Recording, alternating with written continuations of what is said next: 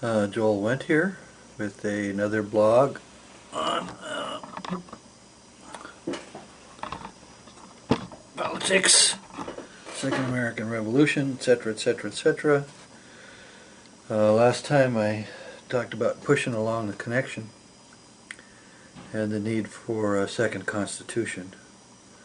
I wanted to talk about that idea of creating a second constitution a little bit, because people can get, well, shall we say, overreact to that idea, which has happened in the past in certain instances where I've talked to people about it.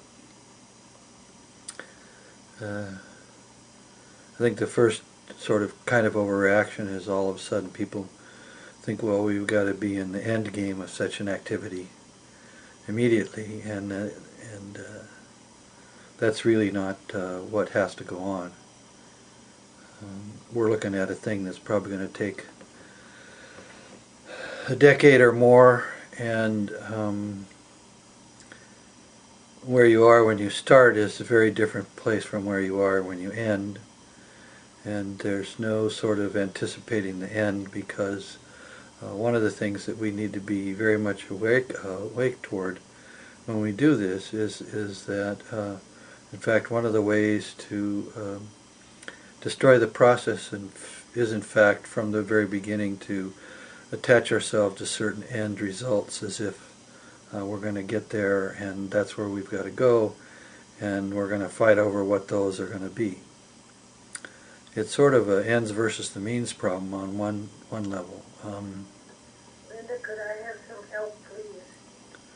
If you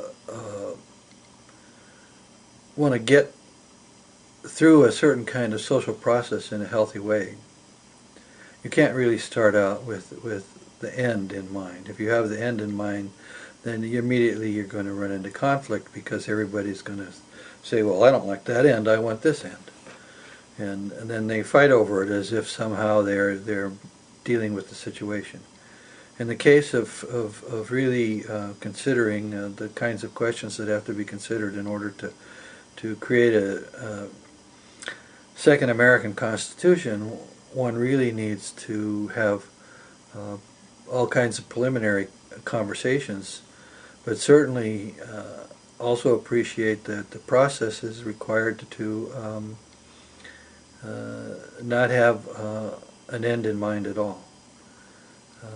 In fact, any kind of healthy social process requires a certain amount of sacrifice from individuals. Otherwise, it never gets anywhere.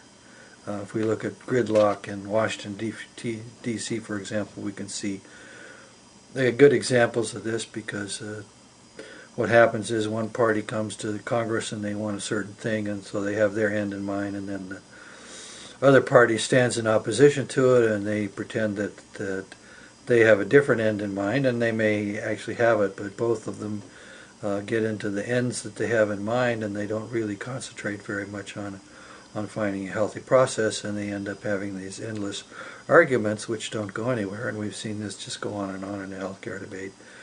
We have all kinds of other people who have an interest in that, the various lobbying groups. It doesn't make much difference whether they have a good idea or not. Basically, when they approach a situation and say, I know what the right thing to do is and how this should turn out, and I'm going to marshal all of my arguments, that's a bad social process. It doesn't really work. Far better, actually, is to get acquainted with each other.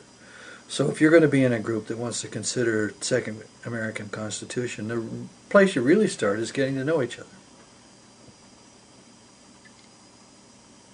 If the only idea you have of somebody, say you're in a renewal group, you've started a renewal group on this question, and you're sitting around and you're saying, well, I want the Second American Constitution to have laws in favor of there's a death penalty for anybody that does abortions. No, really. Well, that's a very definite end, and I can certainly understand why there might be a few people that want that. But anybody that wants that kind of thing is actually going to shoot the whole process in the foot. It's never going to get off the ground. The place to start is to get to know each other and to appreciate who this other person is that you're involved with in this discussion.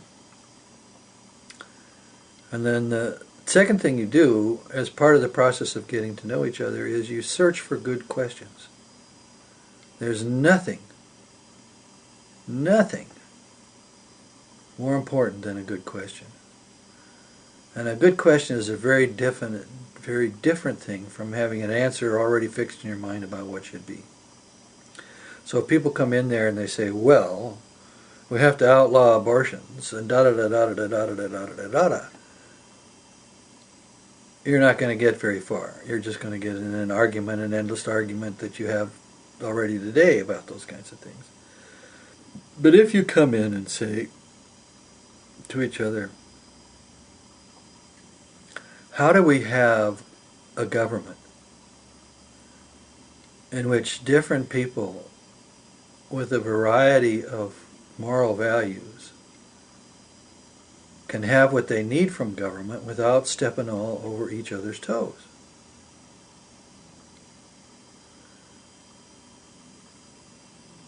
You know, what is it that Lincoln was thinking of when he talked about a government of the people and by the people and for the people? How do we get a government in which we recognize the we part more than we recognize the I part? Yeah, you don't want there to be abortions, and someone else doesn't want there to be a law against abortions. And if right away you're fighting about that, the next thing you know, you're not actually getting anywhere. You have to somehow step back and say, who is this person that I'm talking to about this? What's the nature of people that they get involved in these kinds of problems? What's the psychological reality? What's the spiritual reality? What is the function of government? You could start, for example, with the preamble to the Constitution. That gives some sense of purposes. You could start with the Declaration of Independence. That gives some sense of purposes. Are these purposes that we want to have today in terms of government? Are we getting anywhere if we have that kind of purpose for government, if we use that terminology? Or do we need to find some other terminology? What is it about modern life that's going to give us the kinds of things that we want?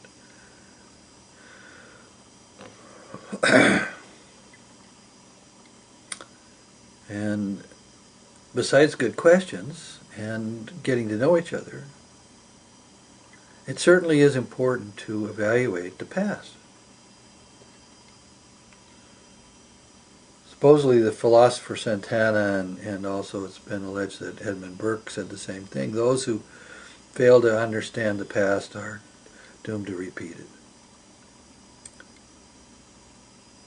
So we need to get to know each other, we need good questions, and we need together to study the past so that we can understand how the heck we got where we are today.